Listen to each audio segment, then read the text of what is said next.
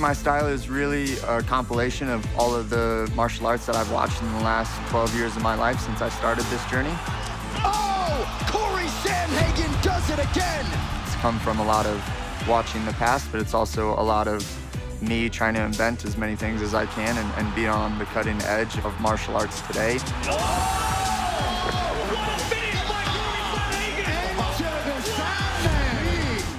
Месить людей в кровавую жижу. Да, я люблю просто это дело. И я понимаю, что там, если я не буду месить, меня будут месить. Ты туда выходишь, как это может? Ты понимаешь, что если ты это не сделаешь, это сделают с тобой. А здесь я могу быть спокойным с жизнью, с друзьями, с родными, с близкими. Но если коснется моих родных, близких и друзей, вы увидите меня другим. То есть будет включен этот режим? Конечно, он автоматически включает. Hey, what's going on, and welcome to an Ultimate Fight breakdown of the UFC 267 co-main event, Cory Sandhagen versus Petr Yan. It's been a long 8 months for the UFC's Bantamweight division.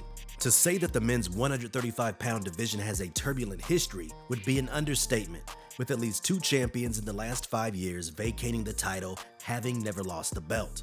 That said, there is no doubt that the current championship debacle is an unprecedented, chaotic dog sneeze of a situation, which has left many fans pondering the outcome. There is light at the end of the tunnel, however. On October 30th at UFC 267, the division will take its first steps in establishing order. The story so far. Okay, so to catch everyone up, Olympic gold medalist Henry Triple C Cejudo won the belt vacated by TJ Dillashaw in June 2019. Cejudo also vacated the belt in May 2020. By July of that year, Petr Yan would be crowned the new Bantamweight champion after defeating future Hall of Fame inductee Jose Aldo. Yan's first defense would be against Aljamain Sterling at UFC 259 on March 6, 2021. While stalling the fight, Sterling was hit with an illegal blow as a result of misinterpretation from Yan's corner. Sterling would claim he could no longer see or stand until he was required to claim the belt. That's not the way I wanted to win. That's not the way I envisioned this. And I just took the belt off, man. Fast forward 8 months as we approach the long-awaited rematch at UFC 267, Sterling has pulled out of the fight with Yan, citing ongoing surgical recovery as his reason. Enter the Sandman. Cory the Sandman Sandhagen, age 29, is the short-notice replacement for Sterling and will face Yan for an interim belt until the current belt holder is able to compete. Having lost his last fight to former Bantamweight king TJ Dillashaw via a razor-thin split decision, Sandhagen will likely enter this fight with something to prove. Winning against Yan would pave the way for Sandhagen to not only unify the belt, but perhaps more importantly, avenge his only other loss in the UFC, being decisively finished at the hands of Sterling via rear naked choke in the very first round. Assuming Sandhagen overcomes that hurdle, TJ Dillashaw will undoubtedly be waiting to inject himself into that situation and claim back the belt he never lost. Sandhagen's breakdown. Cory Sandhagen is ranked at number 3 in the UFC's men's bantamweight division. His record in the UFC is 9-2 with 6 finishes, some of which have been spectacular, giving credit to the moniker, the Sandman. Training out of Aurora, Colorado, Cory Sandhagen represents Elevation Fight Team, home to fighters such as Justin Gaethje, Alistair Overeem, and Curtis Blades, all forces to be reckoned with in their respective divisions. If the old saying that iron sharpens iron is true, no wonder Sandhagen is tearing through other bantamweights with his dynamic and unpredictable style. Before his controversial loss to Dillashaw, Sandhagen scored 2 back-to-back Performance of the Night bonuses for outstanding knockouts, one against former title contender Marlon Morales and the other against former champion and legend of the sport, Frankie Edgar, which MMA Junkie scores as the KO of the month for February 2021. 9 fights, 7 wins, 5 finishes, 3 post-fight bonuses, all inside of 3 years. The Sandman is on the cusp of legendary status should he rise to this challenge and those that lie beyond. Some mouth-watering grudge matches are already lined up should he win the belt. However, he must first overcome Petr Yan before he concerns himself with the unification bout with Sterling and a rematch with Dillashaw. Not to mention Dominic Cruz, who recently won his fight against surging prospect Casey Kenny. No pressure, Cory. Yan's breakdown. Born in Dudinka, Siberia, Petr Yan grew up a few miles from a city dubbed the most depressing place on earth. For those wondering, Norilsk is one of the furthermost northern cities in the world, above the Arctic Circle. With a population of 170,000, its tourist attractions consist of cold inhabitants and permafrost. It's one of the world's most polluted cities, so if you are planning a trip anytime soon, we hope this video has offered some perspective on why you really shouldn't. Growing up in that sort of environment actually makes sense when it comes to Petr Yan. Relentless cold weather, isolation from the rest of the world, and a rough childhood make it very clear why Yan bears the alias No Mercy, both a tribute to the influence of his inhospitable homeland and his rules of engagement inside the octagon. Yan has built his MMA arsenal around his boxing credentials, having earned the rank of Master of Sport in boxing. Combining a sharp, precise skill set with his savage mentality, Petr Yan dominated fighters like Jose Aldo and Uriah Faber in his first title campaign. Following an equally dominant performance in his first title defense against Aljamain Sterling, the eventual DQ loss would leave MMA fans and some fighters regarding Yan as the rightful champion. At UFC 267, Petr Yan will have a chance to reclaim what he believes is rightfully his, and unlike his opponent Sandhagen, would stalk his way into the rematch with Sterling, secure in the knowledge that Sterling offered little to no threat in their first clash. Tale of the tape. Next, we'll break down the fighter's attributes, starting with height. Sandhagen's lanky frame stands at 5'11" compared to the more stocky Yan's 5'7". In the reach department, Yan has 67 inches to his name, while Sandhagen packs a lengthy 70 inches.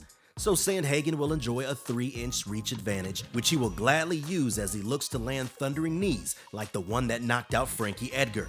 It's worth noting that despite the reach disparity, Yan has outclassed Sterling, Aldo, and Uriah Faber. However, the height difference may be something worth keeping an eye on, as Yan has never faced an adversary of Sandhagen's stature. As we've seen with UFC middleweight maestro Israel Adesanya, height can often be the crucial factor in just leaning out of the way of a shorter man's attacks. Cory's long frame is unlike any other in the division and makes it more likely that he walks around at approximately 160 pounds. This means he will be cutting anywhere between 20 to 30 pounds before the fight. It's no secret that extreme weight cuts can make a fighter more susceptible to knockouts, so it stands to reason that Yan, who has claimed to be 150 pounds 11 days from weigh-in, will likely enjoy an easier cut and less severe side effects. However, Cory replenishing himself will make him heavier on fight night, as well as already having a height advantage. Should he choose to grapple with Yan, he may find surprising success compared to standing in front of the ruthless Russian. Both men have had relatively short UFC careers, joining the promotion months apart in 2018. In that time, Sandhagen has amassed 5 finishes in 7 victories. Petr Yan, on the other hand, holds 4 finishes in his 9-fight career, 8 of those being victories, his DQ loss being the only blemish. Overall, the records stand at 17 fights apiece, 15-2 with 8 finishes for Yan, and 14-3 with 9 finishes for Sandhagen. Striking. Both men involved in this fight would consider themselves primarily as strikers. They share commonality in their ability to find and exploit angles. From there, however, their styles diverge drastically. If there was ever a contest between order and chaos, Petr Yan and Cory Sandhagen would be the front runners to serve as their champions. Sandhagen is one of the most unorthodox fighters in his division, usually enjoying a 3-inch reach advantage, give or take. He uses that length to manage the space between himself and his opponent, flicking a probing jab out to gauge the distance for his counter shots. Not one for throwing combos, Sandhagen relies on circling away from his opponent's strong hand while looking to exploit an angle or capitalize on a momentary lapse in attention. From the knockouts he's delivered, Sandhagen seemingly has the knack of finding a split second where his opponent drops his hands and making them pay with a flying knee to the face or a spinning wheel kick off the dome. This isn't to say that he only throws big and hopes for a result. 6.3 significant strikes landed per minute suggest that he peppers his opponents with lighter shots to elicit a response and read the reaction. However, this is all to facilitate the eventual strike that will come when Sandhagen spots the opening. He's able to execute the one-shot, one-kill game plan by using the probing jab we mentioned to disrupt his opponent's timing, as seen in the Morales fight. Combined with his nearly constant switching of stance, Sandhagen successfully frustrates his opponents into a moment of vulnerability, and more often than not, is able to secure his finish. Petr Yan, on the other hand, is discipline incarnate. A traditional orthodox fighter, Yan uses sophisticated footwork to claim space and force his opponent into a defensive mindset. Once he's pushed them back, he uses crisp, sharp combinations, varying his attacks high and low to soften up his opponent. Where this divergence in philosophy between the two fighters becomes most apparent is Jan's defensive discipline. For reference, Cory's strikes absorbed stats stand at 4.05 strikes absorbed per minute. Jan's is 3.55 per minute. Jan is miserly with giving his opponents openings. Using an effective hybrid of boxing fundamentals and MMA fight IQ, Jan stalks his opponent, never throwing prematurely, and forces the engagement. He is prepared with his defensive strategy before and after that engagement, often seen pivoting out to safe angles as soon as his combination is thrown. His adherence to defensive responsibility is exemplary for this modern-day MMA landscape, having a striking defensive rate of 62%. A final point regarding Jan: he employs the use of a shift, much like Dustin Poirier's, to eat up distance and change the pace of a fight. The best instance of this technique was against Jimmy Rivera at UFC 258. Jan won a round that could have very easily gone to Rivera by scoring a knockdown in the final moments of that round using this technique. This could very well be the equalizer against Sandhagen's height and reach advantage, especially if Sandhagen gets lazy with that probing jab. Regarding both fighters, although Sandhagen is the more prolific finisher, Jan has one more TKO KO on his record, while the Sandman boasts 2 extra submissions and 1 less decision victory than Jan. Both share 4 TKOs, KOs apiece in the UFC. Grappling. Neither man in this contest would define themselves as a grappler. That said, here is a breakdown of their grappling stats, which does not necessarily indicate superiority or capability. It just rather outlines the potential in grappling scenarios. First, look at the takedowns landed per 15 minutes. 2.14 for Jan against Sandhagen's 0.72.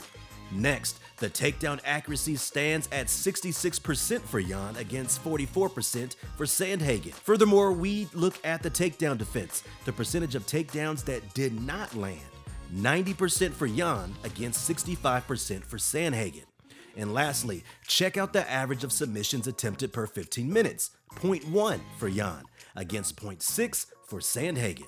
As far as grappling goes, it suggests that Jan is more well-rounded and incorporates his grappling to diversify his offense. He also seems proficient enough to stop a takedown should Cory try to ground him. That said, the point mentioned earlier about Sandhagen being able to push Jan up against the fence and lean on him may prove to be a huge factor. It's not really in line with Cory's style, but then again, we never know what Cory Sandhagen will bring to the table on fight night. What do you guys think?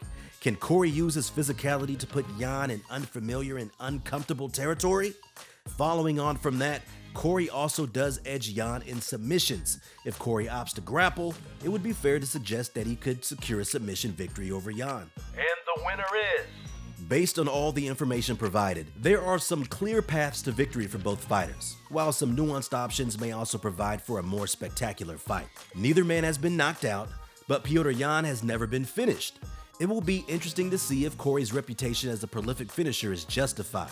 In the striking department, it stands to reason that Jan has the upper hand, mostly due to his discipline and control. He is able to land while not getting hit, which as a striker is the mantra you wake up with every morning. However, the Sandman only needs one in pursuit of that highlight reel KO. For Cory Sandhagen, nothing else matters. According to the Sports Geek, this fight is en route to becoming Jan's second closest fight, where after opening as a -300 favorite, he has moved to a -210. On the other hand, Sandhagen has gone from a +250 to a +180 dog. Well, all right, thanks again for watching our breakdown for UFC 267's co-main event, Petr Yan versus Cory Sandhagen. We hope you enjoyed the insights, and we would love to hear your thoughts on who you think will win. Is there something that we missed that you think is important? Let us know in the comments, and if you haven't already, please do all that great stuff. Like, subscribe, and let us know what you most want to see next. Until next time.